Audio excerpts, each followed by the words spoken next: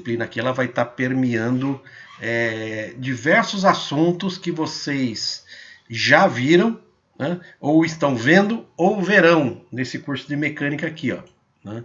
Então, essa primeira conversa nossa vai ser uma conversa introdutória, né, para vocês terem uma visão geral da disciplina, né, como é que ela se integra com as outras, e vamos falar aí sobre alguns conceitos básicos que vão ser os fundamentos da disciplina durante todo o semestre aí, tá bom? Então vai ser uma conversa introdutória. Então, primeiramente, para vocês terem uma ideia de como que essa disciplina, ensaios, ela se encaixa e tem a interface com as outras disciplinas, né? Então, vocês tiveram no primeiro módulo tecnologia de materiais, né? Então, tecnologia de materiais, vocês conheceram aí os tipos de materiais existentes, né, algumas características desses materiais, todos eles utilizados na mecânica, né? E aí no segundo módulo, vocês então começaram a falar sobre as propriedades dos materiais e começaram já a estudar como que as características dos materiais vão estar aí influenciando o comportamento mecânico de uma peça, né, de um elemento mecânico no seu conjunto, como é que ele está resistindo aos esforços, né? Então vocês já viram a questão dos esforços, das tensões e tal, e essas características estão relacionadas, como vocês viram na disciplina, às características mecânicas dos materiais, né? Então vocês, na resistência dos materiais, vocês tiveram uma utilização, né, de materiais que têm intrínseco características mecânicas que vão estar sendo utilizados, vocês aprenderam a calcular isso. No segundo módulo, vocês tiveram também tratamento térmico e metalurgia e metalografia. Nessa disciplina aqui, vocês aprenderam como que os materiais eles conseguem ter as propriedades mecânicas delas modificadas a partir aí de ciclos térmicos, que são que o material é exposto aí, né? Então vocês viram, estudaram ali a questão das perlitas, da martensita que vai endurecer o material, as bainitas, né? Então vocês estudaram a metalografia disso, né? Então vocês viram que o material pode mudar as características mecânicas com diferentes ciclos de tratamento térmico aí, né? No segundo módulo, né, e vocês vão ter uma continuidade agora no terceiro módulo, vocês tiveram a disciplina de processo de fabricação, né? Nessas disciplinas, né, então no que vocês já tiveram no segundo módulo, vocês estudaram aí a conformação mecânica dos materiais, né? Então vocês viram que os materiais eles também têm as suas características mecânicas modificadas com a conformação mecânica. Então vocês viram lá que a laminação, a extrusão, trifilação, forjamento e tudo mais, eles têm um fenômeno que é o fenômeno do encruamento, né? Que o encruamento vai mudar as características do material, aumentando resistência mecânica, aumentando dureza. Isso vocês devem ter visto na disciplina de processo de fabricação no segundo módulo. E no terceiro módulo agora vocês vão ver sobre fundição e soldagem, né? Não sei se vocês já tiveram essa disciplina. Depois, para frente, lá no quarto módulo, que é no semestre que vem, vocês vão ter uma disciplina que é de gestão industrial. Na gestão industrial, vocês vão ver várias coisas, né, que estão relacionados aí aos processos fabris, né? E um dos aspectos que vocês vão estar estudando aqui é o controle da qualidade, né? O controle da qualidade é uma das perspectivas da gestão industrial que vai estar intimamente relacionado a ensaios, né, a medições e a ensaios. Tá? Então aqui vocês vão descobrir, né, vocês vão estar conversando sobre como, né, dentro de um processo fabril, o controle da qualidade vai lidar com a verificação das características dos produtos aí. Tá? A disciplina de ensaios destrutivos e não destrutivos, então, ela interfaceia todas essas disciplinas, né? Porque é aqui que a gente vai ver como, na prática, essas características mecânicas e integridade do material são de fato verificadas. Como é que a gente consegue descobrir então as características mecânicas do material e como que a gente consegue saber se o material tem uma sanidade, tem uma integridade e homogeneidade necessários para garantir que ele tenha as características que eu quero para o meu projeto aí. Tá bom? Então é bem interessante essa matéria que eu vou estar comentando sempre coisas que vocês já viram ou vão ver em outras disciplinas aí. Tá bom? Então, não é por acaso, né, que muita coisa vocês vão estar falando, puxa, mas o professor já me falou sobre isso, puxa, já ouvi esse assunto, né? Então a gente vai estar recordando alguns conceitos, algumas coisas que são fundamentos aí para a execução dos ensaios, tudo bem?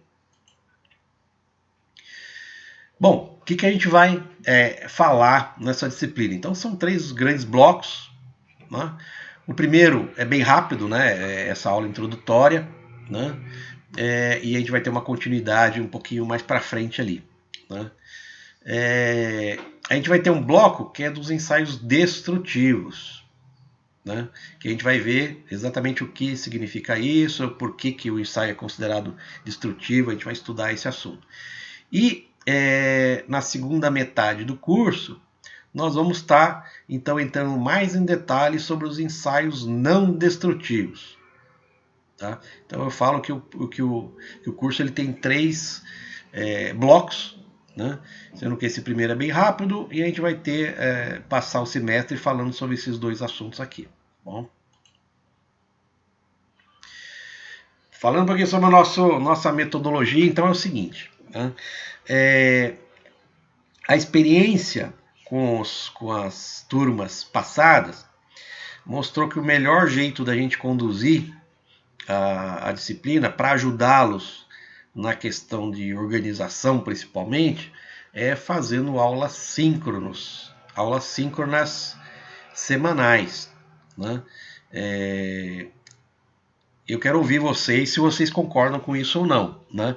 Nas aulas síncronas, nas turmas anteriores, o pessoal até pediu que fosse dessa forma, porque seria mais fácil das pessoas se organizarem, né? Organizar seu tempo, focar no assunto que está sendo tratado no dia da aula, né? Então, por essas razões, o pessoal preferia aulas síncronas, né, do que assíncronas. Então, aulas assíncronas seria eu disponibilizar o material no Moodle e vocês estudarem, acessarem o material no tempo que vocês desejarem e for mais conveniente para vocês.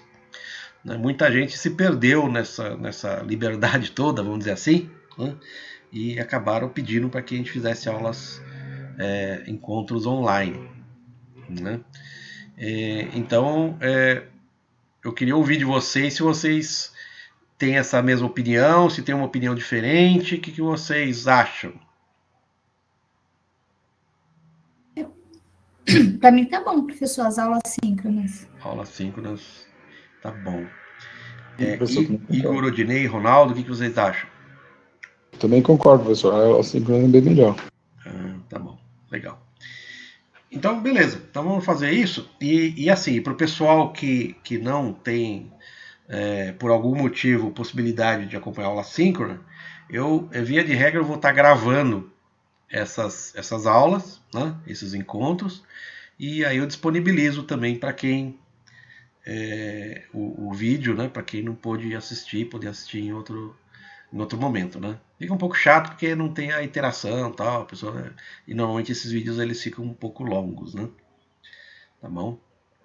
Mas de qualquer forma, eu sempre vou estar disponibilizando no Moodle as notas de aula, né?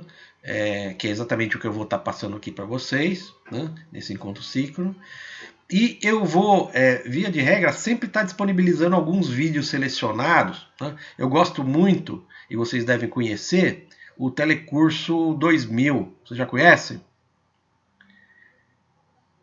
Sim, né? Então o Telecurso ele é muito bacana, porque ele é bem acessível, né? Com uma linguagem bem fácil, né? E ele está exatamente de um nível interessante aqui para a gente estar passando para vocês, né?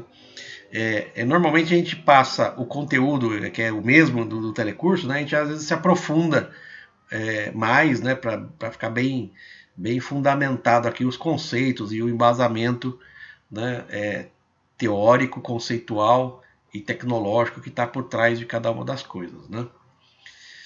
Legal. E aí, em cada uma dessas sessões, né, desses dias que a gente vai encontrar, a gente vai estar, na maioria das vezes, fazendo propostas de atividades, né, de cada assunto, né? Quando a gente terminar o assunto, a gente passa uma atividade sobre ele, disponibilizando isso no Moodle, né, para que vocês possam estar verificando, né, a compreensão suas, e até vai ser um termômetro para a gente também de como é que está sendo o desempenho da turma aí, como é que está essa dinâmica que a gente está adotando aqui, tá bom? Beleza? Se vocês tiverem algum comentário, pode fazer à vontade a hora que vocês quiserem, tá bom?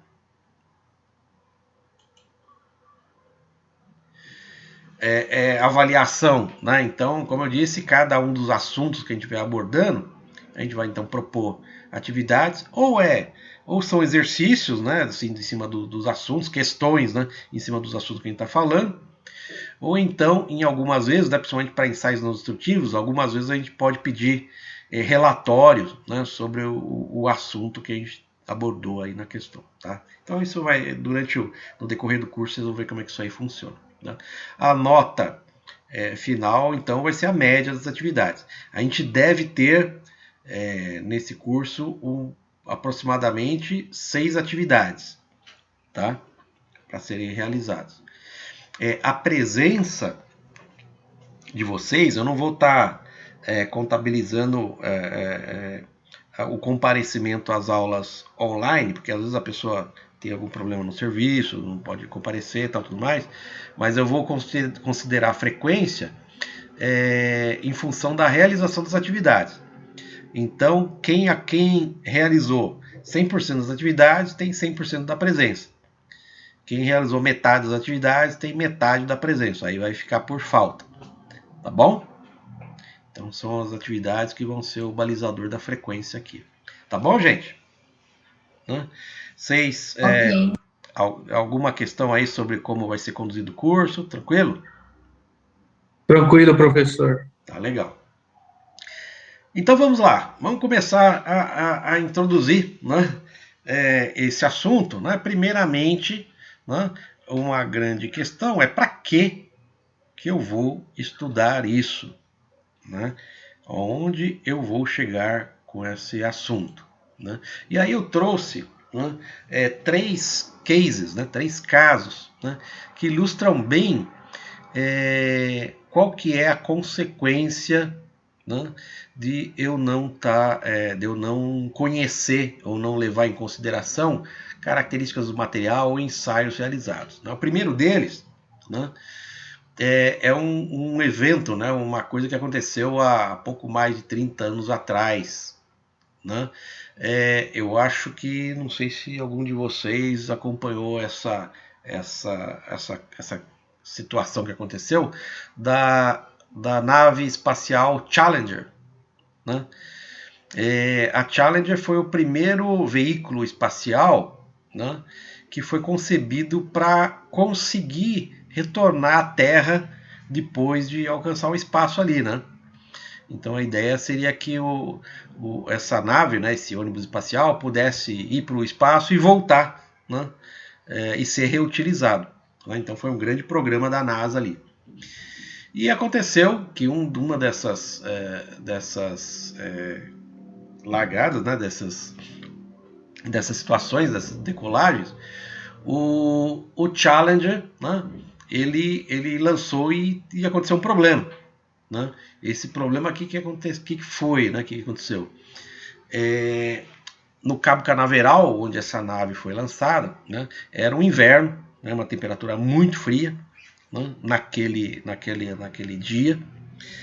E existia já um conhecimento, né, de um fornecedor da NASA, né, fornecedor dos O-rings, né, que são juntas de borracha de vedação. Ele conhecia um comportamento que eles identificaram ali de variação das características do material com as temperaturas baixas, né?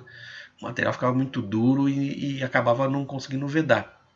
Esse problema era conhecido, e apesar de ser conhecido do fornecedor, essa informação foi levada ao comando de lançamento e simplesmente alguém negligenciou essa informação, né? E vocês vão ver então o que aconteceu nessa situação. Foi o pior acidente desde o começo da conquista do espaço há 25 anos. A Challenger virou uma bola de fogo segundos depois de ter sido lançada. Toda a tripulação está morta. A NASA ainda não tem uma explicação para o acidente. Vocês estão escutando, gente? Sim. Tá legal. Sim, professor. Nos voos espaciais, a partida é sempre o momento mais perigoso.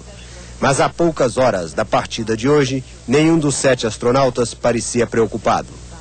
Afinal, depois de quase 20 anos sem acidentes fatais e de 24 missões dessas espaçonaves sem tragédias, por que preocupar?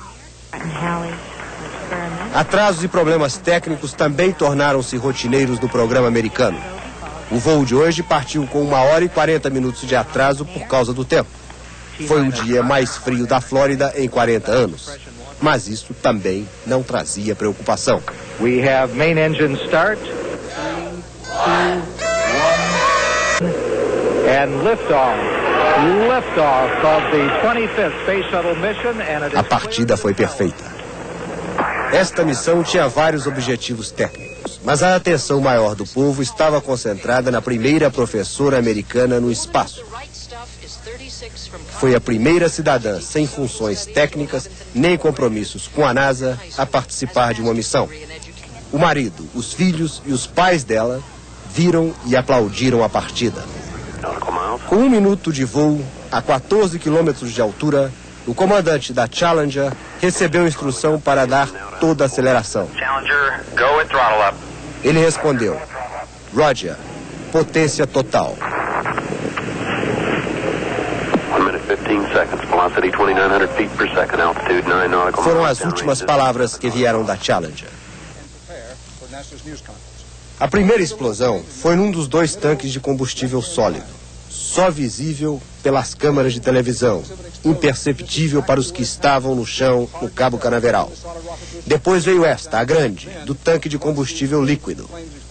Esta todo mundo viu, mas poucos entenderam que a espaçonave tinha explodido. Nas partidas há tanto fogo que muitos acharam que fosse normal, inclusive porque continuaram ouvindo a comunicação da base em Houston, que não interrompeu a narração de dados no momento da explosão. Os que estavam assistindo pela televisão, como os alunos da professora, perceberam a tragédia primeiro. Logo depois, o choque do conhecimento abateu os assistentes no Cabo Canaveral e encheu o país de tristeza. Pedaços da espaçonave caíram a 40 quilômetros da costa da Flórida. Aviões e navios partiram para o local e paramédicos saltaram de paraquedas. Mas pela explosão, a NASA sabia que não haveria sobreviventes. Não há como escapar da espaçonave numa explosão depois da decolagem. O país está de luto e o programa espacial americano está em xeque. Então, vocês viram um evento catastrófico ali, né? Uma segunda situação aconteceu em 94, né, com Ayrton Senna, né? Então, naquele momento, né, era algumas provas antes da corrida de Imola, na Itália, né, aconteceu que o Ayrton Senna pediu para a equipe modificar um pouco a altura do volante, né, para ficar mais confortável para ele. E aí, beleza, né? A equipe sempre faz adaptação nos carros, né? A Williams, então, fez uma adaptação. Ela serrou a barra de direção, né? Adaptou aquele trecho cortado com uma luva metálica, né? Com alguns centímetros a mais, né? E soldou na barra de direção. Com isso, a direção ficou mais próxima do Ayrton Senna, né? Ficou mais confortável e tudo mais. Acontece, então, que então essa luva ela foi fixada na barra com solda, né? E aí aconteceu que nessa corrida de Imola, né, numa das curvas, que, né, foi a curva Tamborella, 300 km por hora, né, essa junta soldada se rompeu, né, e a gente sabe qual foi a consequência ali. Meio com o choque no muro da pista de Imola. De Bolonha, na Itália, o repórter Roberto Cabrini dá outras informações. O carro de Ayrton Senna ainda permanece trancado a 7 chaves pela justiça italiana. Mas hoje tivemos acesso a essa foto. Uma foto inédita. Mostra em detalhes como ficou a Williams acidentada. O cockpit, célula de segurança onde estava Ayrton Senna, rachou, produzindo uma grande abertura. As marcas de sangue podem ser vistas em diversos pontos. A barra de direção está quebrada. Exames sofisticados vão mostrar o que aconteceu antes e o que aconteceu depois do impacto. A frente do carro, totalmente destruída, não aparece. A suspensão dianteira direita está sendo investigada. Na curva Tamburello, os peritos encontraram marcas de freada mais fortes do lado direito, o que mostra que o carro estava desequilibrado. As marcas não estão na pista, mas sim no espaço de cerca de 10 metros que separa a pista do muro. Os dados dos peritos mostram que Senna escapou da pista a cerca de 300 km por hora, mas no momento do impacto estava a pouco mais de 200. Essas são algumas das evidências que fazem com que os peritos nomeados pela justiça italiana estejam praticamente certos de que uma falha mecânica causou o acidente que matou Ayrton Senna. Alguns de vocês talvez fossem muito pequenos aí nesse ano de 94. E uma terceira situação, né, que eu mostro para ilustrar e para começar essa nossa conversa, foi um evento que aconteceu nos Estados Unidos, né, em 2010, é mais recente, né, numa unidade de tratamento de nafta, né, que é uma refinaria de petróleo lá nos Estados Unidos, em Seattle, né. Então, o que acontece? O que aconteceu lá? Né? Durante uma manutenção, né, então essa refinaria de nafta tem vários equipamentos que são sujeitos aí à temperatura e à pressão, né, então são vasos de pressão, né, que mexem com compostos hidrocarbonetos, né, com compostos de carbono, né, hidrogênio e oxigênio, né. Hidrocarbonetos é carbono e hidrogênio. Bom, um dos equipamentos durante essa manutenção, na verdade durante bastante tempo, né, existe uma propriedade, uma característica do material que está exposto a altas concentrações de hidrogênio. Oi? A voz do senhor está baixando e aumentando. Ah, tá. Ixi, deixa eu tentar ficar mais quieto aqui, ó. Puxa vida, pera um pouquinho só que tem um barulho aqui. Vocês estão vendo uma broca aqui que não devia ter no condomínio? Viu? Bom, então é o seguinte, eu estava falando, né? Existe um fenômeno, né, que acontece em todo o equipamento que é exposto a altas concentrações de hidrogênio, que é chamado de fragilização de hidrogênio a alta temperatura, né? Então, o que acontece? Quando tenho concentração de hidrogênio e altas temperaturas, né, o hidrogênio ele acaba combinando-se com o carbono, né, e formando o metano. Esse metano é uma molécula muito grande, ela não consegue escapar da microestrutura do metal e acaba se concentrando, né, e começa a provocar trincas, esse acúmulo de metano dentro do material. E foi o que aconteceu nessa refinaria, né? Então, ao longo de um tempo grande, né, esse metano começou a se concentrar, começou a produzir trincas, né? Em determinado momento, essa trinca se propagou, então se atingiu até 1,2 m de comprimento, né?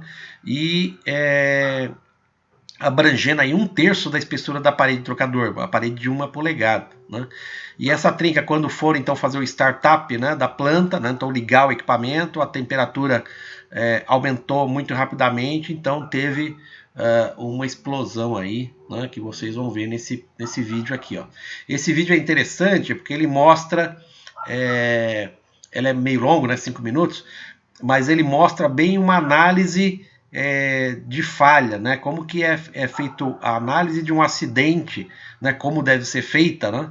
Essa análise é feita nos Estados Unidos. O vídeo está em inglês, mas tem a tradução, tem a legenda, então vocês vão conseguir entender, tá bom? Ele vai mostrar um pouco sobre como é que funciona a planta, tal, como é que é o processo, depois ele vai falar sobre esse acidente que aconteceu.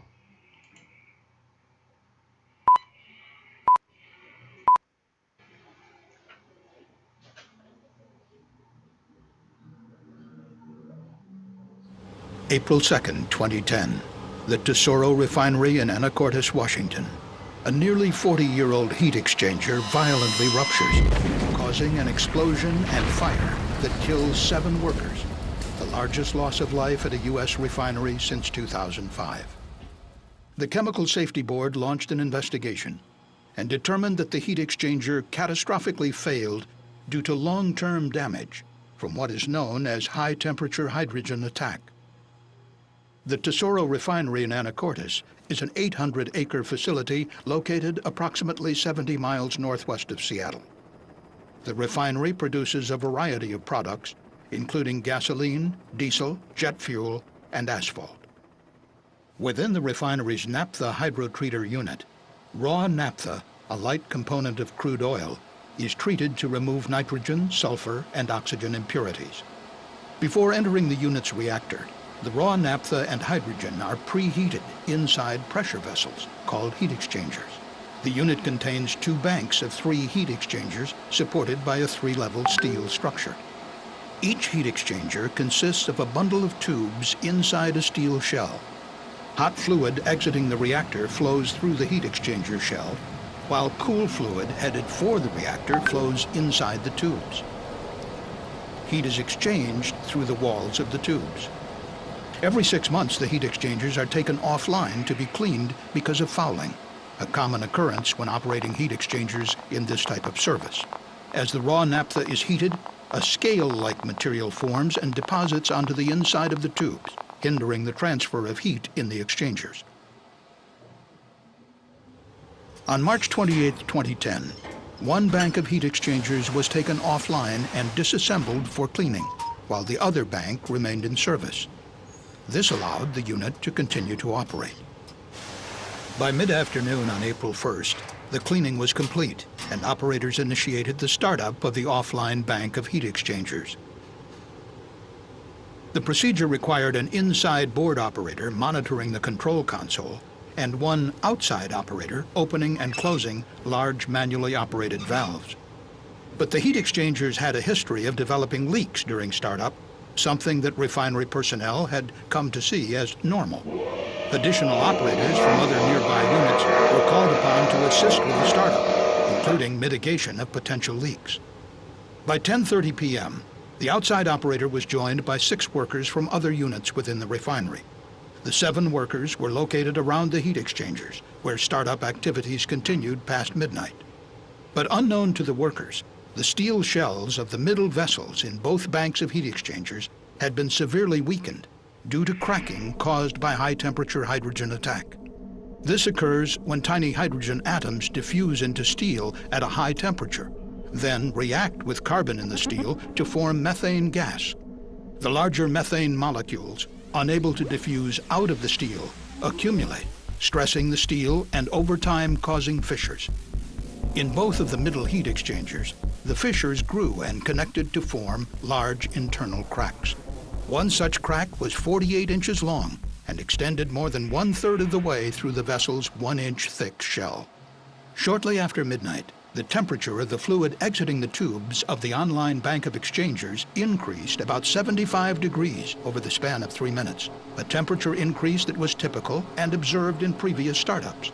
But the middle heat exchanger was so severely weakened from high-temperature hydrogen attack that it likely could not withstand the stress caused by the rapid temperature increase.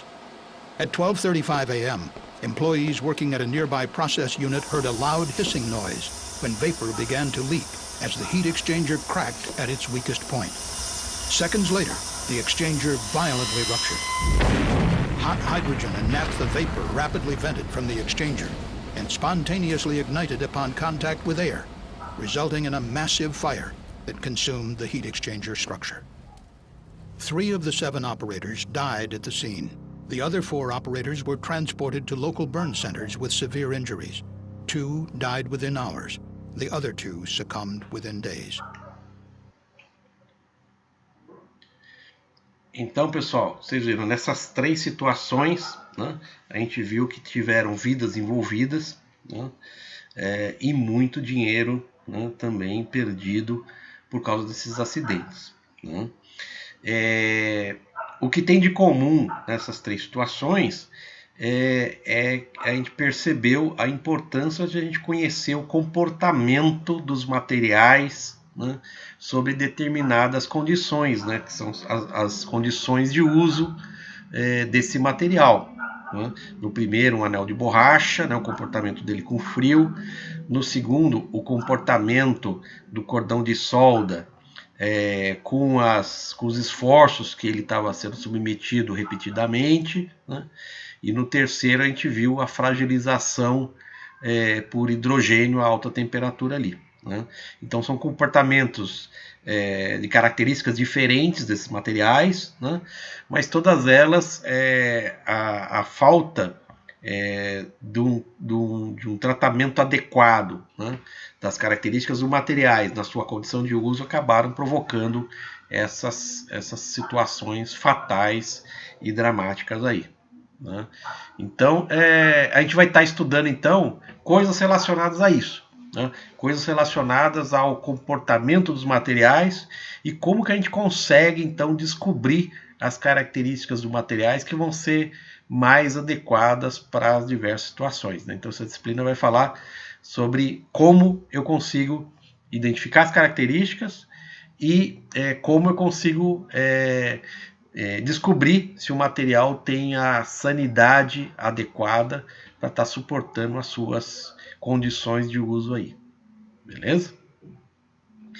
Então assim, ó, com relação aos ensaios, a gente pode encarar sobre enfoques preventivos e enfoques reativos da necessidade do ensaio, né? Então, preventivamente, né, o primeiro uso, né, dos ensaios, né, mecânicos, né, dos ensaios destrutivos e não destrutivos, está relacionado ao projeto, à fase de projeto e desenvolvimento, né? Então, quando o engenheiro, quando o técnico está lá projetando um equipamento, ele sabe, né, ele consegue dimensionar isso, ele sabe a partir de estudos, né, e de análise técnica e matemática, quais são os esforços e de que forma que esses esforços vão estar atuando sobre cada elemento mecânico ali, ó, né? Então, ele conhecendo quais são os esforços em cada parte do equipamento, né, ele consegue saber quais são as características que o material precisa ter para suportar aqueles esforços. Isso vocês viram lá em resistência dos materiais, né? Algumas formas básicas, alguns esforços básicos ali, né?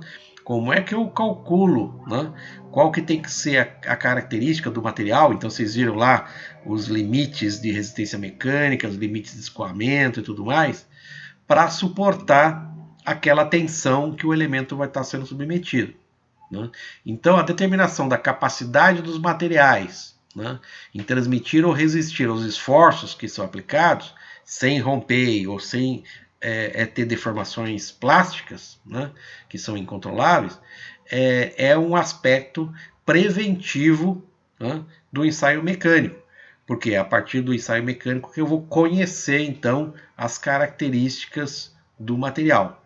Sabendo as características do material, sabendo os esforços que a peça vai estar recebendo, eu consigo saber se a peça vai resistir ou não àqueles esforços, né? Então esse é um enfoque preventivo. Ainda com o enfoque preventivo, eu tenho o controle da qualidade, tá? O controle da qualidade numa empresa nada mais é do que uma série de atividades, né, que são colocadas, né, no processo produtivo para saber se aquele produto que está sendo fabricado naquela etapa do processo está exatamente com as características que eu espero que o material tenha naquela etapa do processo produtivo. Eu falo que esses são os parâmetros do processo. Então, para dar um exemplo para vocês, né? Temperatura é um parâmetro muito importante nos processos produtivos, né? Vocês viram isso lá em processo de fabricação. Então, se eu tenho uma temperatura acima daquela que eu estou pretendendo no meu processo, essa temperatura pode me mudar as características mecânicas do meu material, né? Vocês viram também isso em tratamento térmico lá. Eu tenho um material com uma menor resistência mecânica, uma menor dureza, né? Uma maior dutilidade. Então a temperatura ela vai mudar, né, o comportamento do meu material. Se não for exatamente aquilo que eu estou planejando, né, que eu planejei para o meu processo, essa temperatura alta demais, ela pode ser catastrófica para o meu produto final ali, ó. Tá certo? Então o controle da qualidade, o objetivo dele é controlar os parâmetros do processo ou do produto, né, para assegurar que os requisitos, né, ou do projeto ou do processo estejam exatamente de acordo com aquilo que eu planejei, com aquilo que eu projetei ali, ó. Tá certo? Quando eu utilizo então os ensaios, né, no meio do processo, né, para fazer essa verificação, eu estou tendo um enfoque preventivo para evitar que eu descubra que tem um problema depois que o problema aconteceu, né? Então, se eu quero descobrir antes, eu tenho que ter etapas de controle da qualidade durante o processo para assegurar que tudo está direitinho, que o meu projeto está sendo satisfatoriamente atendido ali, ó, tá? Existe... antes de falar no enfoque reativo. Então, olha só, gente, esses dois aspectos, né, esse aspecto tanto de projeto como de controle da qualidade, eles estão consubstanciados nas normas técnicas. O que quer dizer isso, né? Quando um projetista, quando um engenheiro especifica um material que ele acredita que vai ser adequado para estar atendendo algumas características, né, ele vai estar consultando características do material que estão nas normas técnicas, né? Então as normas técnicas, elas são aí uma receita de bolo, né, que o engenheiro, que o técnico, ele vai sempre consultar para saber se as características do material são as que ele pretende que o material tenha mesmo, né? Então eu trouxe aqui um exemplo, né? Então assim, ó, eu já dou uma dica para vocês, né? Vocês que estão entrando agora na área técnica, mecânica, né? Na vida profissional de vocês vão estar lidando muito com normas, né? E muitas dessas normas estão em inglês. Então já fica uma dica, né, para quem ainda não começou a estudar inglês, né? É uma coisa muito importante, vai valorizar muito o seu currículo, né? E a sua ascensão profissional aí, né? Então fica uma dica. Então assim, ó, voltando aqui, eu trouxe um exemplo. Essa aqui é uma norma, né, de uma associação, a ASTM, American Society for Testing Materials, Associação Americana de Teste de Materiais. É uma norma, né, é um grupo de normas muito conhecida, muito utilizada na indústria, né, a ASTM. E essas normas da ASTM, elas mostram, elas oferecem para a gente, né, uma bíblia, né, uma receita, né, de como se comportam materiais para determinada aplicação. Nesse caso aqui, ó, a STM A182 é o número da norma, né, ela é direcionada para forjados, né, ou laminados, né, ligas, né, forjados ou laminadas, em aço inoxidável, né, para componentes de tubulação, né. Então essa norma aqui é específica para esse tipo de material, né, que são sujeitos, né, cuja aplicação é alta temperatura, serviços de alta temperatura.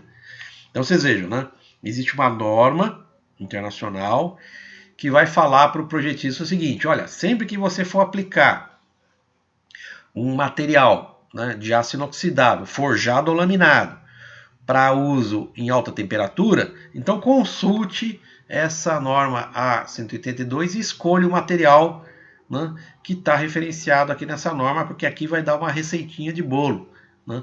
Vai falar qual vai ter que ser a composição química, qual que vai ser como deve ser o tratamento térmico, como é que vai ser a fabricação desse material, quais são as características mecânicas que ele vai ter. Então aqui ele dá toda a receitinha de bolo e os engenheiros, os projetistas, eles utilizam essa norma e os valores que são dados na norma para especificar o seu material aqui, ó, né? Então, para ter um exemplo aqui, eu trouxe 2 páginas aqui da norma. Em uma norma, nessa tabela 2, se vocês não conseguirem enxergar, tudo bem, né? Só vou entender só o sentido da coisa. Nessa tabela 2, eu vou dar os requisitos mecânicos, os requisitos químicos, né, das diferentes ligas possíveis desse material aqui, ó, né? Então, cada liga aqui, ó, então a F1 é uma liga, né? F2 é outra liga, F5 é outra liga. Cada uma dessas ligas tem uma composição química diferente, né? Carbono, manganês, fósforo, enxofre, silício, níquel, cromo. Então, cada uma dessas ligas vai ter uma composição química diferente, tá? Então, essa é a primeira coisa, né? Essas daqui, então, são as ligas do material. E aí, sabendo, né, as diversas composições químicas das diferentes ligas, a norma vai me apresentar o seguinte. Na tabela 1, ela vai me dar os requisitos de tratamento térmico, né? Então, ela vai me falar como eu faço o tratamento térmico de cada uma dessas ligas aqui, ó, né? Então, vocês vão lembrar lá na disciplina, né, de tratamento térmico e metalografia, né? Na vida real, isso vai ser muito maceteado, né? Que você vai olhar na norma e a norma já vai falar como é que tem que ser os ciclos de tratamento térmico daquela liga ali, ó, né? Aqui no caso, na condição normalizada, na condição revenida, na condição temperada e tudo mais. Em outra tabela, eu vou ter os requisitos aqui de resistência mecânica e dureza, né, para cada uma das ligas naquela condição de tratamento térmico ali, ó, né? Então, se aqui eu tenho a coluna das diversas ligas possíveis, né, eu vou encontrar nessa tabela quais são as propriedades mecânicas daquela liga naquela condição de tratamento térmico lá. Por exemplo, pegando um exemplo aqui, só essa primeira linha bem fácil de ver, né? Nessa liga F1, né, eu tenho um limite de resistência mecânica de 485 megapascal. Eu vou ter um limite de escoamento de 275 megapascal, um elongamento de 20%, uma estricção de 30% mínimo, uma dureza Brinell de 143 a 192 Brinell, né? Então a gente vai ver, né, nessa disciplina durante o semestre, a gente vai voltar aqui essas características, vamos entender direitinho o que é cada uma delas, tal, né? E como que a gente chega, né, quando a gente faz o ensaio e chega nesses resultados aqui, ó, tá bom? Então as normas, elas são a receita de bolo, né, para me encontrar essas características do material, tá bom? Legal. Sobre um outro aspecto, né, o ensaio, os ensaios destrutivos ou não destrutivos vão me servir também para quando eu já tive o problema, né? Quando eu tenho algum tipo de falha, algum tipo de acidente, né, eu, de uma forma reativa, né, eu consigo fazer uma análise dessa falha, para tentar descobrir por que a falha aconteceu, né? Por que apareceram essas trincas, né, nessa manivela aqui, ó? Por que a minha peça quebrou um dente aqui nessa minha engrenagem? Por que apareceu aqui essa trinca que me fraturou aqui nesse tubo, né? Então, para me descobrir o que causou isso, eu realizo um processo que é o processo chamado de análise de falha. O objetivo dele é identificar a causa dessa falha dos materiais, né? E para que eu faço isso? Né? Bom, se eu conseguir descobrir qual que é a causa da falha, né? Ou é um material, ou é um tratamento térmico que foi feito inadequadamente, ou uma conformação mecânica que me causou alguma tensão excessiva no meu material, ou alguma outra coisa, né? Alguma contaminação. Quer dizer, eu vou conseguir descobrir, né, o que causou aquele problema. E o que interessa isso? Bom, dependendo do que eu encontrar, eu vou adequar, né, ou a especificação do meu material, né, ou o processo de fabricação, se eu chegar à conclusão que foi o processo de fabricação que causou essa mudança do comportamento do material, ou vou mudar o projeto do produto, né, ou especificando outro material, ou fazendo com que as tensões que aquele componente recebeu sejam menores, né? Eu vou de alguma maneira mudar, né, o meu produto ou o meu processo em função daquilo que eu descobri, né? Ou então, né, eu posso chegar à conclusão que o problema não foi na minha especificação, né, mas o problema foi no meu controle da qualidade. Quer dizer, o meu produto tinha algum problema de sanidade interna, né, alguma trinca, alguma porosidade, alguma segregação, né, algum problema, né, de homogeneidade do material que eu não identifiquei no processo de fabricação. Então, se é esse o caso, eu vou ter que melhorar os meus métodos de controle da qualidade. Eu vou ter que botar uma inspeção a mais, né, ou com uma outra característica da inspeção ali. Por quê? Porque eu quero identificar esses problemas antes que a falha, né, catastrófica aconteça, né? Então, eu vou mudar meus métodos de controle para assegurar essa sanidade interna do meu material. Isso a gente fala, então, eu consigo fazer isso então através de ensaios, né? Eu vou aumentar o ensaio no meu processo produtivo, né? Normalmente são ensaios não destrutivos que a gente vai conhecer nessa disciplina aqui, ó, tá? Então, isso a gente fala que é o caráter reativo dos meus ensaios. Eu vou fazer os ensaios para descobrir o que é que causou o problema lá atrás, tá? Tranquilo, gente? Beleza? Comentários? Dúvidas? Sim. Beleza, gente. Se tiver comentário, vocês podem fazer tranquilamente aí, tá bom? Legal. Então, nesse ponto, gente, introdutoriamente aqui, né, eu quero revisar alguns conceitos com vocês. Lembrando que esses são conceitos que vocês já viram, né, em algum momento, em alguma disciplina, né?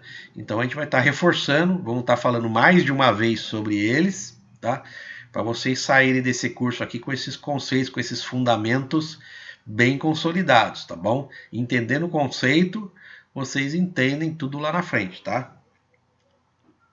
Então vamos revisar alguma coisa. Isso aqui vocês viram. E que disciplina, gente? Estão lembrados? Segundo semestre. Isso, em resistência dos materiais, né, no segundo módulo, né? Então isso daqui, ó, são os 5 tipos de esforços possíveis que o material vai ter, né? O material ele pode ser tracionado, né, quando os esforços estão na direção aqui que está mostrando na flechinha. Ou ele pode ser comprimido, ou ele pode ser torsionado, né, um esforço de torção, ou ele pode ser cisalhado, né, é um movimento aqui de corte, né, na seção transversal do meu elemento mecânico, ou ele pode sofrer uma flexão, né? A flexão, na verdade, ela vai estar provocando aqui um tensionamento, né, nessas fibras externas e uma compressão nessas fibras internas, né, como vocês viram lá em resistência dos materiais, né? Então, qualquer material ele vai poder ser submetido a qualquer um desses 5 tipos de esforços aqui, ó. Né, não existe, ou uma combinação deles, né? As características do material, então, que vai estar sujeito a atração, ou compressão, ou torção, ou flexão, ou cisalhamento, né, são características que estão bastante associadas a esse tipo de esforço. Então, quando eu falar em resistência do material, eu tenho uma resistência à tração, ou eu tenho uma resistência à compressão, ou eu tenho uma resistência à torção, ou eu tenho uma resistência a cisalhamento, né? Então são valores diferentes, né, que o mesmo material vai ter, porque os esforços têm características diferentes. E os ensaios, então, que eu vou ter para descobrir qual que é a resistência à tração, ou qual que é a resistência a cisalhamento, ou a torção e tudo mais, vão ser ensaios diferentes, porque eles vão estar identificando características e propriedades diferentes do material aqui, ó. Tá bom? Então esse aqui é o primeiro conceito que a gente vai estar falando muito nessa disciplina aqui, ó. Tá bom? Outra questão importante, né, são os tipos de esforços quanto à forma de aplicação da carga. Então, essa primeira classificação é com relação à característica do esforço, propriamente dito, e essa daqui é com relação à forma de aplicação da carga. E eu posso ter três situações diferentes. Os esforços eles podem ser considerados estáticos, ou quase estáticos, né? E não é à toa que eu coloquei uma tartaruga aqui, ó, né? O que significa isso? A velocidade do ensaio é tão pequena, né, que ela é quase imperceptível, né?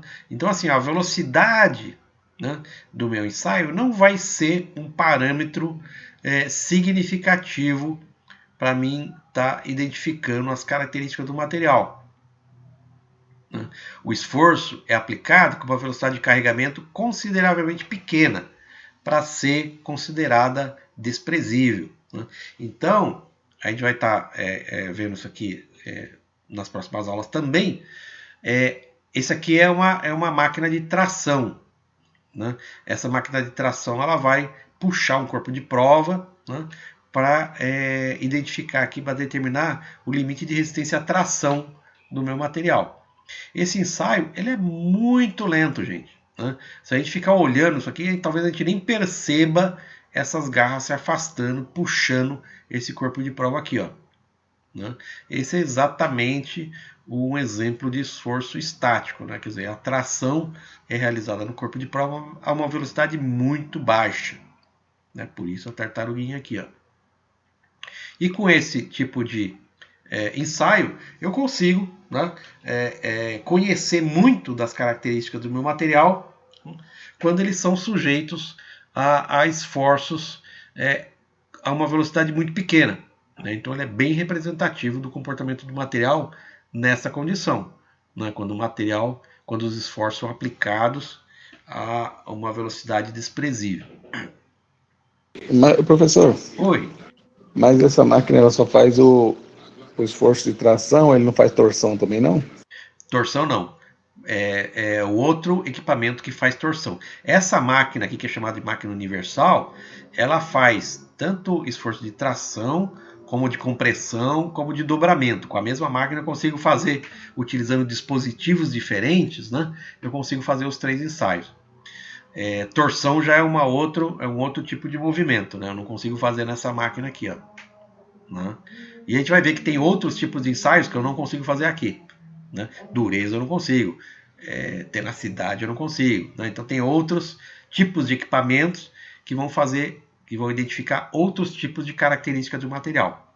Então, legal a sua pergunta, porque nesse curso é exatamente esse tipo de coisa que a gente vai ver, né? Que máquina que vai ser adequada para que tipo de propriedade mecânica ali, ó. Beleza?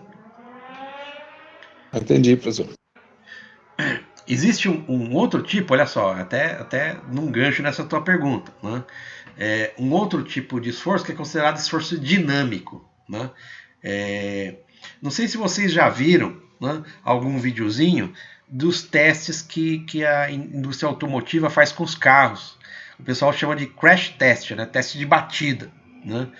Então, quando um carro é projetado lá nas montadoras, né, na Volkswagen, na Ford, na Mitsubishi, na Nissan e tudo mais, depois que o projetista projetou, fez os cálculos, tal, tudo mais, teóricos, né?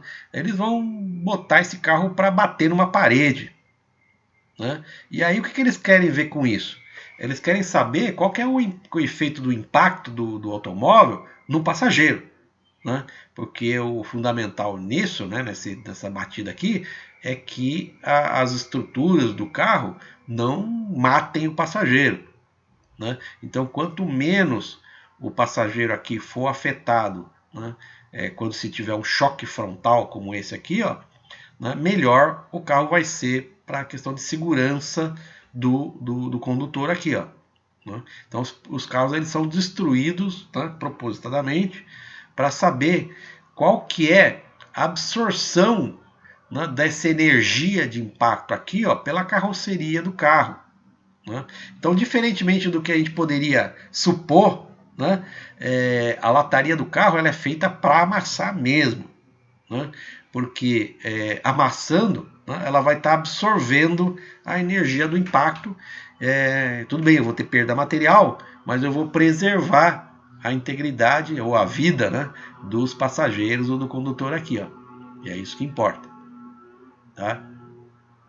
Então, olha só que coisa interessante, gente, que acontece, né? Essa tipo de situação, a velocidade da aplicação desse esforço aqui, né? Então, quando eu bato o carro na parede, né, eu estou aplicando um grande esforço aqui, né?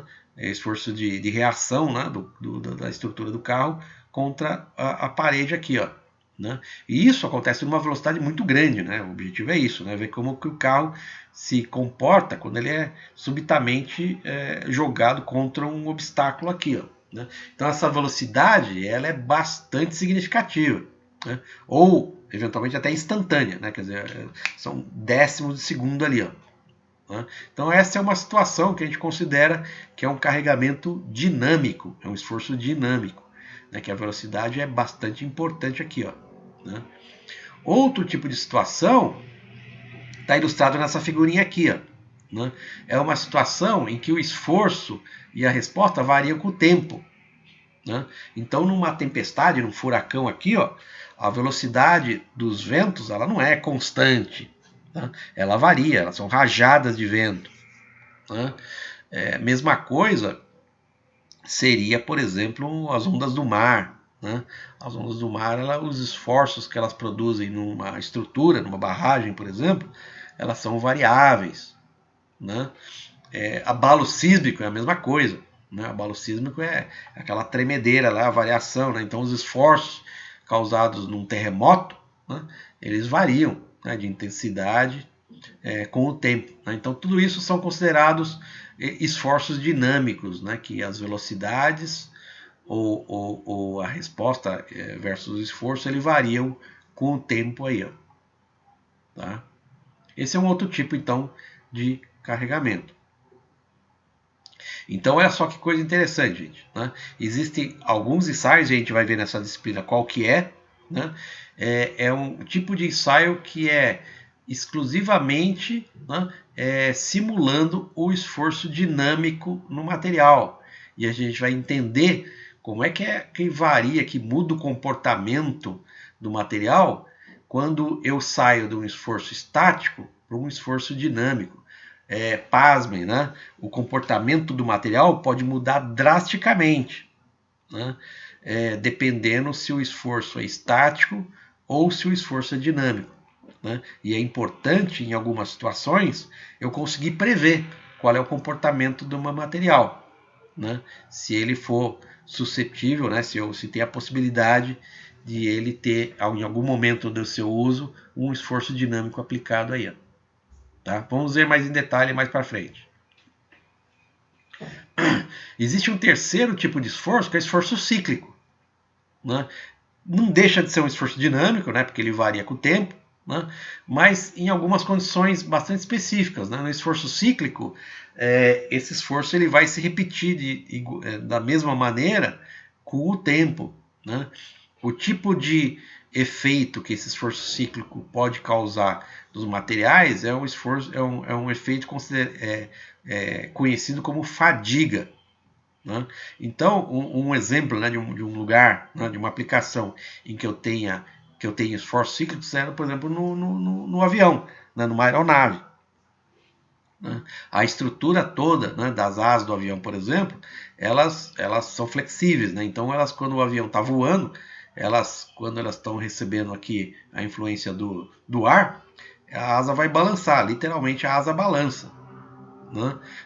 Então, essas estruturas são calculadas, né, para resistir a esforços cíclicos, porque esse material ele vai estar sendo sujeito então ao fenômeno da fadiga. Né? Então, não sei se todo mundo já fez alguma vez na vida, né? Pegar um arame, né? E para arrebentar o arame é só você então começar a flexionar em direções, em sentidos opostos, né? Esse material a gente percebe que esse arame vai esquentar, né? Até que o momento ele vai romper. Né? É isso que é a fadiga. O esforço cíclico que é aplicado então nesse material vai mudar as características dele e em algum momento ele vai se romper por esse fenômeno que é chamado de fadiga. Tá? Então são esses 3 tipos de esforços, né, que a gente tem e existem ensaios mecânicos então que vão estar analisando o comportamento do material em cada um desses tipos de aplicação de carga, se eu desejar conhecer o comportamento do material nessas condições. Beleza? Tudo bem, gente? Até aqui? Sim. Tranquilo. Todos esses ensaios é destrutivo, né? Todos eles, por enquanto, são destrutivos, exatamente. Todos eles são destrutivos. E a gente vai ver exatamente o que significa essa questão de ensaios destrutivos. Recordar um pouco com vocês também um outro conceito, né, que é propriedades mecânicas dos materiais. Né? Isso vocês viram possivelmente em tecnologia de materiais, viram também em resistência dos materiais e viram alguma parte também em tratamento térmico e metalografia. Né? E vamos estar recordando aqui, porque a gente vai falar várias vezes aqui, né, sobre as características principais. Existem mais, né, mas essas 4 aqui são as características fundamentais, né, dos materiais que a gente utiliza na mecânica ali. Ó. A sua resistência mecânica, a sua dutilidade, sua tenacidade, sua dureza. Vamos recordar, né, cada uma delas, o que significa. Né? Primeiramente, resistência mecânica. Vocês estão lembrados, né? Quem que arrisca aí, né? O que é a resistência mecânica de um material? Vocês estão lembrados? É a capacidade que o material tem de sofrer algum atrito sem danificar? Olha, você quase foi perfeita, viu, Elisângela? Né? Tem a ver realmente com a capacidade do material de suportar, né? De suportar esforços. Né? Então, na verdade, a resistência mecânica é uma característica física chamada tensão, né? A resistência interna por unidade de área, né, do material, né? Chamada de tensão. E a resistência mecânica então, ela vai mostrar quanto o material consegue resistir a esforços. Né? Então, se o material está sendo submetido a esforços de tração, eu vou ter a resistência mecânica à tração. Se o material estiver sendo submetido à compressão, eu vou ter uma característica que é a resistência mecânica à compressão. Se o material estiver sendo submetido a cisalhamento, eu vou ter uma resistência mecânica ao cisalhamento. Né? A torção é resistência mecânica à torção. Então, cada um desses tipos de esforços vai ter, então, uma resistência mecânica associada ao tipo de esforço. Tá? Que é, então, né, como você, né, colocou, né, na direção ali, Elisângela, é a capacidade do material de resistir a esses esforços aí. Ó. Beleza. E aí, olha só que interessante, gente. A gente vai, devido à importância disso, a gente vai ter uma aula que a gente vai estudar especificamente o gráfico tensão-deformação. Né? Esse gráfico tensão-deformação é um gráfico que vai ser um resultado, né, um produto do ensaio de tração, né? Então, quando eu estiver fazendo o ensaio de tração, eu vou ter uma construção automática desse gráfico aqui, gráfico tensão-deformação, e esse gráfico tensão-deformação, né, ele vai me informar um monte de características do material. Então, só olhando o gráfico, né, eu vou chegar a várias conclusões com relação ao comportamento do material, né?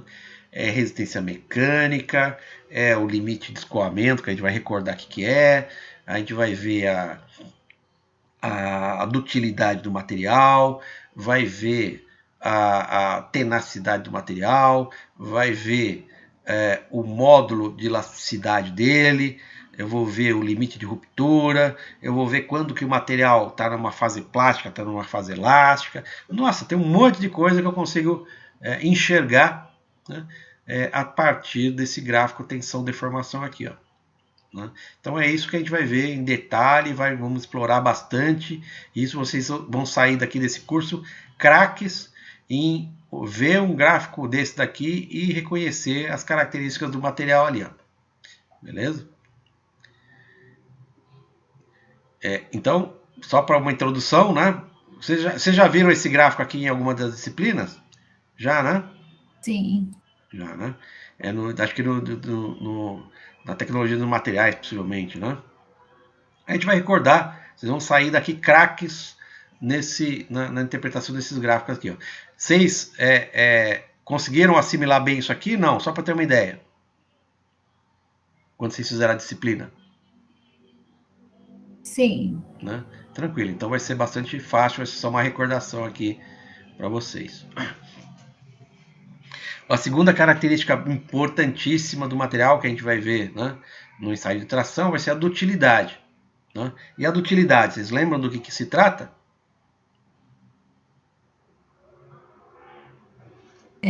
Tem a ver com a deformação, né? Isso, maravilha, exatamente isso, né?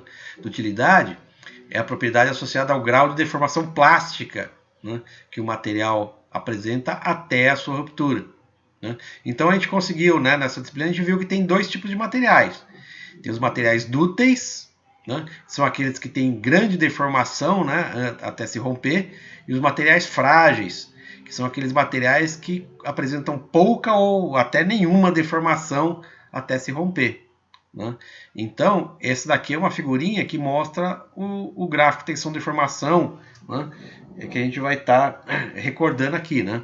Num eixo eu tenho os valores de tensão, em que o corpo de prova é submetido, e no outro eixo eu tenho a deformação específica dele, né? Então, olhando esse gráfico aqui, ó, eu já sei, por exemplo, que esse material em vermelho aqui, ó, né, ele tem uma deformação bem maior do que esse material em azul aqui, ó, que ele com uma pequena deformação ele já se rompe, né? Então, olhando esse gráfico aqui, ó, eu já posso dizer que o material vermelho é bem mais dútil do que o material azul, né? O material azul ele teve pouca deformação, relativamente, né? Pouca deformação, ele já se rompeu. O material vermelho ele teve uma grande deformação até se romper. Então, essa aqui, o material vermelho é mais dútil do que o material azul, tá? Então, dutilidade é uma outra característica que a gente vai conseguir enxergar claramente, né, através do ensaio de tração. E é muito bacana, gente, se a gente tiver a oportunidade de estar retornando antes do final do ano, não sei se isso vai acontecer, mas a gente vai conseguir, vai pegar dois materiais diferentes, né? Vai pegar o aço e vai pegar o alumínio, por exemplo, né? E vamos fazer um ensaio desses dois materiais. A gente vai ver a máquina construindo, né, esse gráfico aqui. A gente vai perceber claramente o comportamento diferente dos materiais aqui, ó. Um outro comportamento característico importante dos materiais, que você já deve ter visto ali, é com relação à mudança do comportamento dútil frágil, né? Então, alguns materiais, sob algumas condições, eles têm uma mudança no comportamento, ou seja, se o material possui originalmente um comportamento dútil, né, sob determinadas condições, esse material passa a ter um comportamento frágil, né? E isso é uma coisa terrível para o projeto, né? Porque se o material tem um comportamento dútil, vamos relembrar aqui, quando ele passa o seu ponto máximo, né, de resistência ali, ó, né, quando ele passa de uma certa fase, né, que é a fase que a gente fala que é o escoamento, né, ele começa a ter uma deformação plástica, né? Então, se o nível de tensões que é aplicado no material for até o limite de escoamento, eu sei que ele tem um comportamento elástico, ou seja, se eu cesso o esforço, ele vai retornar à geometria original ali, ó, né? É a deformação elástica. Se ele passa de um certo ponto, um certo nível de tensão, ele começa a ter deformações plásticas, né? Ou seja, se eu parar a deformação, se eu parar o esforço, eu tenho uma deformação permanente ali do meu material.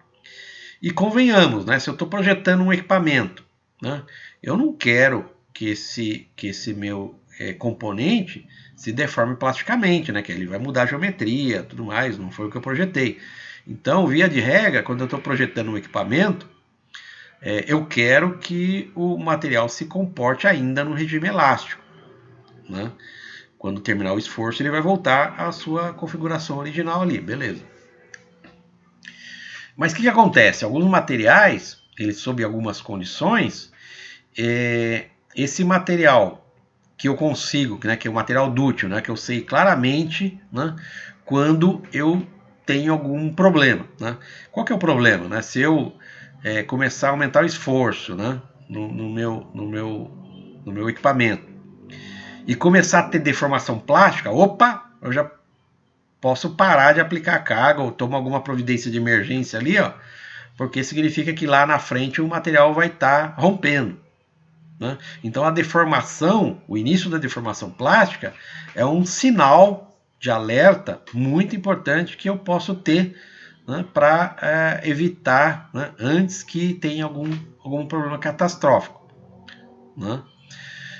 Se o material tem um comportamento frágil, aí é um problema tremendo, né? Porque aí eu não tenho aviso prévio, né? Então eu estou aumentando ali a tensão aplicada no meu componente ali e tal, e de repente, sem aviso nenhum, esse material vai romper, né? E isso é terrível, né? Então os projetistas fogem como o diabo da cruz, né, do comportamento frágil do material, né?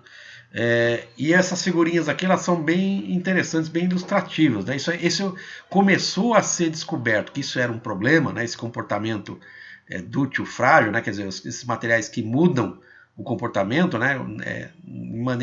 Uma condição normal, eles apresentam um comportamento dútil e de repente, né, sem prévio aviso, eles passam a ter comportamento frágil. Isso começou a aparecer esse alerta na Segunda Guerra Mundial, né? Então, não sei se vocês estão lembrados, né, na história, né, o Hitler, ele tinha uma divisão temível de tanques, né, que era a divisão Panzer ali, né, e o Hitler na Segunda Guerra ele estava avançando e conseguindo conquistar, né, ganhando muitas batalhas ali, estava invadindo e conquistando a Europa ali, né. E até que um dia o Hitler resolveu invadir a Rússia, né? E numa época que era um frio gelado, era no inverno russo, né? Então quando a divisão Panzer começou a entrar, invadir, tomar territórios ali na Rússia, eles tiveram um problema adicional, né? Que é enfrentar o chamado General Inverno, né? Que a turma chama, né? Que é um frio terrível, né? E o que acontecia? Em muitas das batalhas, os equipamentos, né, alemães ali começavam a falhar num frio intenso. Então, quando o tanque, né, torpedeava, né, algum alvo ali, né, a haste do canhão começava a ter um comportamento, começava a fraturar, começava a quebrar, né, a haste do canhão. Mesma coisa com os rifles e tudo mais, né, quer dizer, a baixa temperatura, os equipamentos começavam a quebrar, né. E foi uma coisa terrível. No final das contas, para resumir a história, o Hitler perdeu a guerra, né, tal, né? e tudo voltou a história tomou uma certa direção ali, né? E aí esse comportamento dos equipamentos alertou os técnicos cientistas lá, o que será que está acontecendo, né? Que as coisas estão quebrando no inverno, né? E começou a se observar isso, né? Quer dizer, esse estudo, né? Ele se aprofundou, né? A partir desse momento. Equipamentos outros que operam, né, a baixas temperaturas apresentam exatamente o mesmo tipo de comportamento, né, que são os navios que vão explorar os polos, por exemplo, ou mesmo, né, bem mais para frente, né, no setor aeroespacial, né. Fora da atmosfera terrestre, as espaçonaves elas enfrentam temperaturas abaixo de 200 graus ali, né, então é muito frio mesmo. Então, o comportamento de materiais a essa baixíssima temperatura, né, alguns materiais, ele apresenta esse problema aqui, ó, um comportamento material que é dúctil a baixíssimas temperaturas, começa a aparecer, a se comportar como um material frágil, né? Por que eu estou falando isso, né? Tem uma propriedade, que é exatamente a propriedade de tenacidade, que está muito associada, né, a essa questão. Ela é bem sensível a essa questão. A tenacidade é a energia mecânica, né, necessária para levar o material à ruptura, né? Então, em outras palavras, a quantidade de energia que o material pode absorver antes de se fraturar, né? Então, aquele exemplo que eu dei, né, do crash test ali, ó, né, que as montadoras fazem com o automóvel, o que ele está medindo, na verdade, é a energia que a carroceria do meu automóvel pode absorver, né, de tal forma que a energia absorvida aqui não vá afetar a segurança do meu piloto aqui, ó, né? A carroceria vai absorver energia e essa energia não vai causar um impacto negativo na vida do passageiro aqui, ó. Essa energia, né, olhando de novo, né, o gráfico tensão-deformação, ela pode ser muito facilmente avaliada a partir da área, né, sob o gráfico de tensão-deformação. Quanto maior a área sob o gráfico tensão-deformação, maior a tenacidade, maior a energia que o material consegue absorver antes da sua ruptura ali, ó. Então essa aqui é uma outra informação que eu consigo avaliar qualitativamente, né, a partir do gráfico tensão-deformação do meu material. Tá? Isso a gente vai ver como isso aí acontece. Existe um ensaio específico, né, que o objetivo dele é exatamente medir a tenacidade do material, ou seja, medir qual é a energia que o meu material consegue absorver antes da ruptura. Esse é o ensaio de impacto, é o chamado ensaio de impacto que a gente vai ver aqui nessa disciplina. Tá bom? Existe uma quarta característica fundamental dos materiais, que é a dureza, né?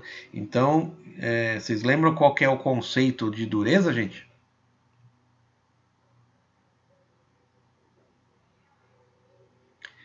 Quem se arrisca aqui? Elisângela, Igor, Odinei, Ronaldo.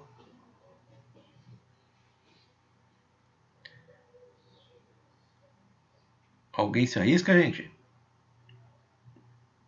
Dureza. Né? Dureza, gente, né? Então, se a gente for lembrar, basicamente, né, é a capacidade de um material riscar ou penetrar outro, né? É um conceito muito simples, né? O material que consegue penetrar, né, melhor do que outro, ele é mais duro do que outro, né? Uma outra maneira de conceituar é a capacidade, como eu disse, penetrar outro, né? E a dureza do material, gente, né, ela está intimamente relacionada, né, à resistência do material à abrasão, né, ou desgaste do material. Quanto mais duro o material, mais resistência à abrasão ele tem. né, menor vai ser o seu desgaste. Então, isso aqui vocês viram lá em processo de fabricação. Esse é um laminador. Esse aqui é um laminador de barras. Ele está laminando uma barra quadrada aqui, ó. Os laminadores, né, que é essa ferramenta aqui, ó, ele vai ter uma atuação, um esforço, né, uma aplicação de esforço intensa sobre o material aqui, ó, né? Então, esses laminadores, os rolos de laminação, os laminadores, eles precisam necessariamente ter uma dureza, né, bem superior ao material, né? Essa dureza superior vai conferir aí uma resistência à abrasão, né, muito interessante, né, para a minha ferramenta aqui, ó. Ele tem que ser bastante resistente à abrasão, porque ele vai passar algumas milhares de vezes aqui, né, para conformar esse metal aqui, desse aço que eu estou conformando aqui, ó. Né? Essa figurinha aqui é uma figurinha de uma trefilação, né? Mesma coisa. A ferramenta, né, de trefilação, ela vai precisar ser bem mais dura do que o material, né?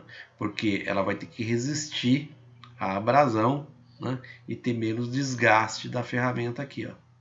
Beleza? Então, quanto mais duro o material, né, maior vai ser sua resistência à abrasão, menor vai ser o desgaste do material. Tá bom? E dureza é exatamente isso, a capacidade do material de penetrar outro, né, ou de riscar outro, né? Então, o diamante é o material, né, mais duro que se conhece, né, na Terra, né? Porque ele consegue riscar qualquer outro material aqui, ó. Tranquilo, gente? Né? Então, com isso a gente recordou aqui as principais 4 características dos materiais aqui, ó, né? Então a gente vai ver nessa disciplina como é que é o ensaio de tração, que vai determinar a resistência mecânica, dutilidade e tenacidade, né? Isso aqui eu consigo avaliar através do ensaio da área sobre o gráfico de tensão de informação. Vamos ver o ensaio de impacto, que vai, né, bem especificamente estar identificando a tenacidade do material nas condições mais críticas que o material pode estar sendo submetido ali. A gente vai entender isso. E vamos ter vendo como é que a gente faz a medição da dureza. Vamos falar sobre as escalas de dureza, quais são os tipos de equipamentos que a gente consegue fazer isso, qual a diferença de um para outro, tal. Então vocês vão sair daqui com esse, né, olhando esses ensaios básicos, né, vocês vão ter uma ideia de 80% dos ensaios que se realizam aí na indústria mecânica ali, tá bom? Legal. Opa, voltando aqui, ó. Beleza, gente? Por enquanto?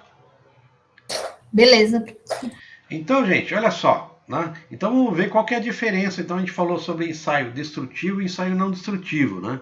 Então como é que é essa classificação dos ensaios? Então, os ensaios eles podem ser classificados segundo a integridade da peça, né? Então ensaios destrutivos é aquele ensaio que compromete, né, ou então impede a utilização da peça posteriormente ao ensaio. Quer dizer, eu vou destruir a peça, né?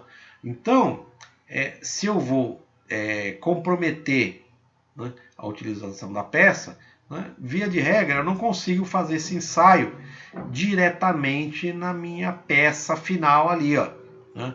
Eu tenho que utilizar corpos de prova representativos, né? Então, sempre que eu estiver fazendo um ensaio destrutivo, eu já posso ter na cabeça que o que eu estou utilizando, então, para saber o comportamento do meu material, vai ser um corpo de prova que tem que ser representativo, né, do meu material que eu quero conhecer a propriedade. Ou seja, ele precisa ter a mesma composição química, o mesmo tratamento térmico, a mesma condição de encroamento, né? Quer dizer, ele tem que ser uma cópia fiel, né, do material que eu estou querendo descobrir quais são as características dele ali, ó. Então, eu vou estar utilizando corpos de prova representativos, né?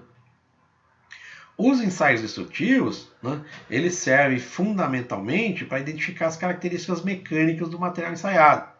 Então, lembra daquele enfoque preventivo ali, ó, né, quando eu estou projetando um material, componente, né, eu quero conhecer quais são as características do material. Eu consigo fazer isso através dos ensaios destrutivos.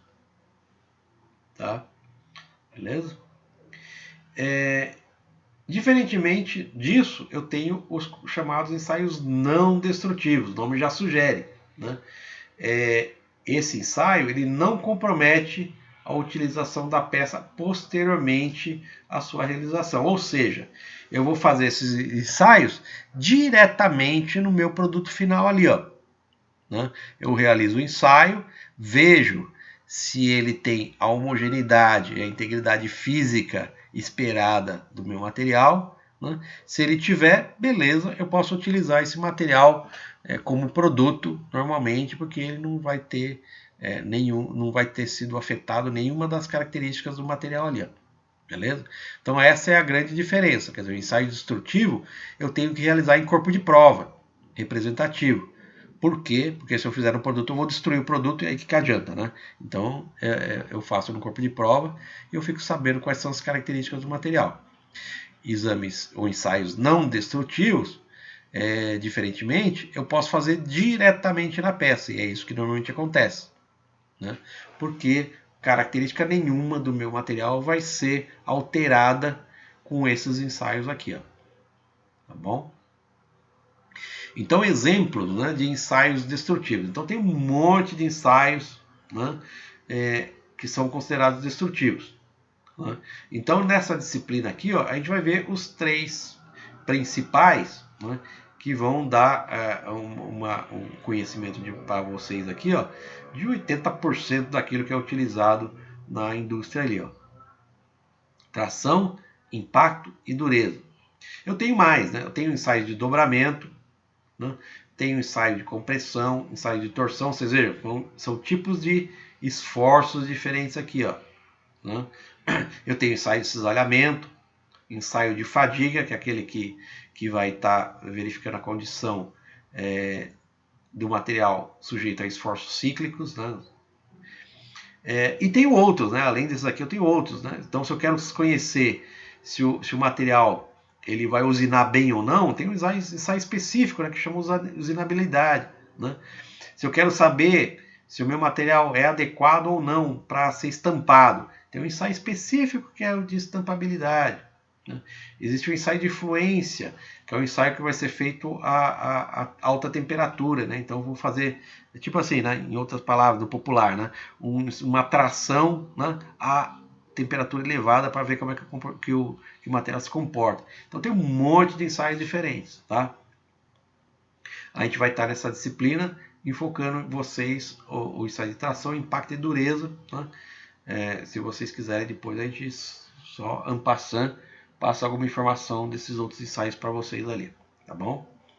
Mas com isso aqui você já tem um conhecimento aqui da esmagadora maioria dos ensaios que são executados na indústria aqui, ó. Tá? Aqui só para vocês terem uma ideia, né, do jeitão dos equipamentos ali, né? O ensaio de tração, esse aqui a gente adquiriu então no campus, né, uma máquina universal de tração, né? Então quando a gente voltar presencialmente vocês vão poder estar enxergando, né, essa máquina de ensaio, né, e vão poder até estar acompanhando aqui os ensaios de tração como são realizados aqui, ó, né? A máquina de impacto, né, ela tem essa carona, né, na verdade é um pêndulo, né, que ele vai estar, esse pêndulo vai ser jogado contra um corpo de prova, ele vai estar rompendo um corpo de prova. A gente vai estar então analisando mais em detalhe como é que isso aí funciona, né? E o ensaio de dureza, né, isso aqui é um dos tipos de equipamentos, né, possíveis de serem utilizados no ensaio de dureza, né? Vocês vão ver isso aqui, o ensaio Rockwell, né? A gente vai ver em detalhes esse equipamento também, né?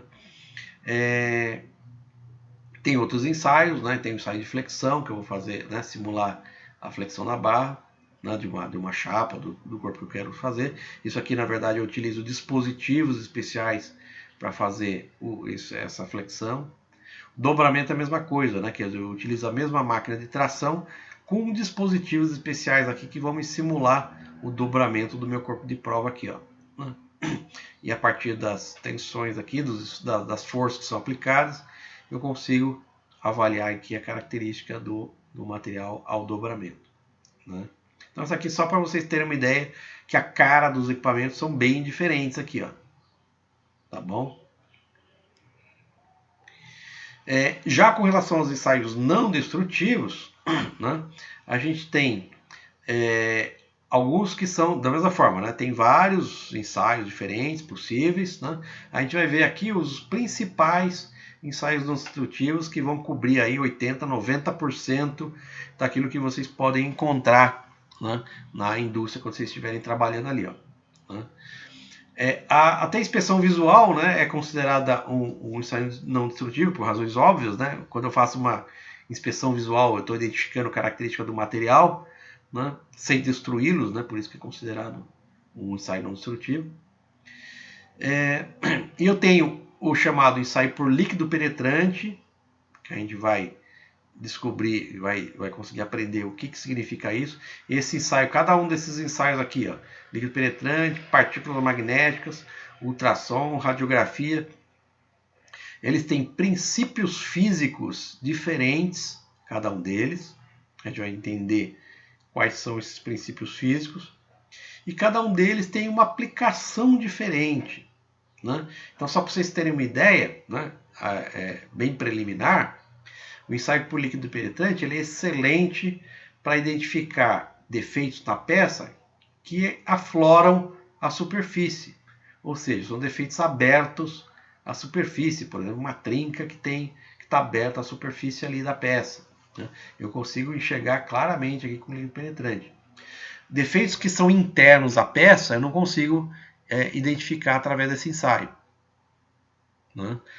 Partícula magnética tem outro princípio físico, que a gente vai ver qual é, né? Eu consigo identificar tanto defeito superficial, né, aqueles que afloram a superfície da peça, quanto subsuperficial, que está bem na beirinha, né, da peça, né, mas não aflorou a superfície. Eu consigo identificar esse tipo de defeito por partícula magnética.